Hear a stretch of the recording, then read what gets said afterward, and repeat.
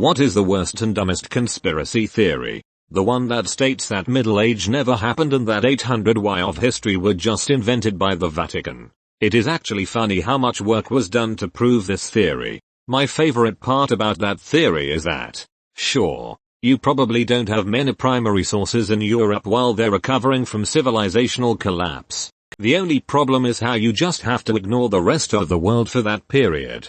The birth of Islam, the Tang dynasty, the classical period and collapse of Mayan civilization, who, funnily enough, are known for their top-tier calendars, were also made up by the Pope, I guess. Not only by the Vatican, by the Byzantine Empire, too, and miraculously at the same time, according to the book you're referring to, because they lost the Holy Lance and had to cover that up. I had to give a talk on that topic in university, and what makes it so dangerous is that it is rooted in an actual historical problem. Why were only 10 days added at the Gregorian calendar reform, when it should have been 13? A couple of centuries were made up. Paul McCartney dying in a bicycle accident in 1966 and being replaced by a lookalike, and that the Beatles left clues on their albums. So they found a guy who looks just like Paul, sounds like him, plays and writes as well as him, and better. John, Ringo, George Martin, Jane Asher, and Jim McCartney all kept quiet about this. The Beatles left clues in their songs and albums. For shoots and giggles? One big issue with so many conspiracy theories is that if someone wanted to keep a secret, why would they plant hints and clues about their secret in anything they do? My fav part is that they somehow would leave clues. Flat Earth. The one thing about flat Earth theories that has never been successfully articulated to me is, why? What is the point of it all? Why are NASA and all the world's governments, astronauts, physicists, astronomers, cartographers, pilots, and sailors trying to trick people into believing the world is round? What do they gain from maintaining this charade? Or what would they lose from its exposure? Just, why? If the earth is flat, cats would knock things off. In the New Irish Exiles, however, many Protestants saw papal plot at work.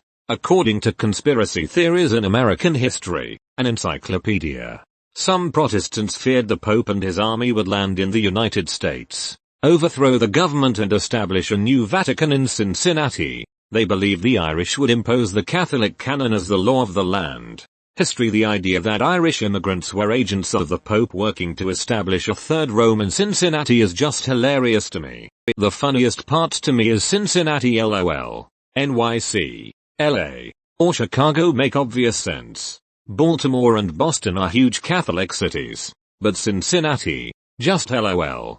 The idea of loyalty to religious site over country has been used historically against American Catholics, Muslims, and especially Jews, even though in reality it's been American Protestants who are most likely to try to impose their religious rules on non-members. The fear is that loyalty to the Vatican, Pope, Mecca, or Israel Jerusalem will be stronger than loyalty to America and they'll try to take over in the name of their homeland or something. That Sandy Hook, or any other mass shooting or tragedy for that matter, was a false flag operation designed so the government can come take your guns. You had fricking lunatics writing books called Nobody Died at Sandy Hook, which was a total slap in the face to all of the family members who lost loved ones, especially the ones who lost their little children. Yeah, that one makes me so angry. It's the one conspiracy theory ever that I have lost friends over. It is so disrespectful to those who were lost and their families and friends. To try to deny that real people died is just unbelievable. These are real people that you can look up and find records of their lives and they are suddenly not here anymore. How in the hell could anyone pull that off? Thousands upon thousands of people would have to be involved and keep quiet. I burn up inside every time I think about this one. Any of those which require an exceptionally large number of people to remain completely silent over the course of decades. Like the existence of Santa, every end of the world conspiracy. It has been said so many times. Yet the world hasn't ended. Those are the best. Especially when after the date comes and goes the person making the prediction does a recalculation and explains they did the math wrong and gives a new date. Like shoot man, you're predicting the end of the world, you might want to check the math a few times. I think there is a documentary that followed up on some of the followers who blew their life savings and had nothing to their names when the dates came and went. I don't remember which end of the world was, but it was like a trend in my classroom.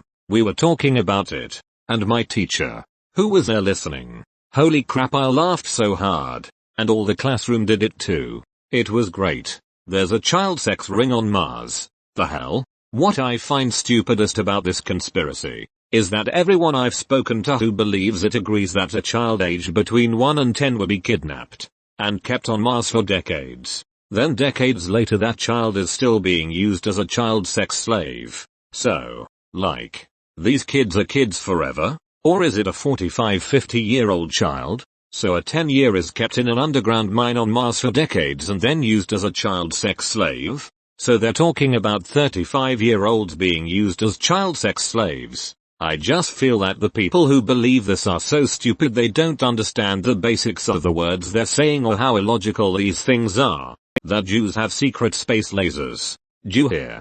Can confirm I do not have space lasers. Well, if you told us then it wouldn't be a secret space laser. That's exactly what someone with a secret space laser would say. As the womb is filled by water, everyone is technically born at sea, therefore only maritime law applies to them. I don't get it either.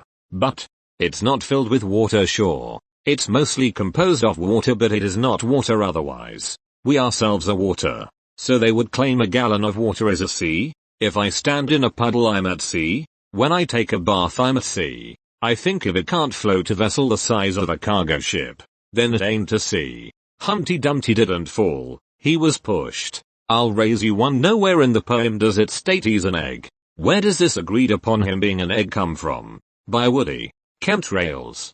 Doesn't matter what pilots, meteorologists, scientists, etc. tell them, they just think every contrail is a chemical spray they use to do something or other to us. Nut jobs. They don't understand how much chemical would be necessary to get the dispersal patterns of contrails. There wouldn't be any room for passengers or fuel. I honestly think the plane would be too heavy to take off. Vaccine has a tracking device in it. LeMayo posts rant about how vaccine has a tracking device on Facebook using tracking device. It baffles me. Microchips that are small enough to fit through the needle of a vaccine and transmit your location simply don't exist yet. They do have them for dogs, but the needles are much bigger. Why spend billions inventing new technology when people willingly spend hundreds buying handheld devices that do just that? The funny thing is, if the government really wanted to track you, they would just use your phone number, SSN, or just check your social media profiles, emails.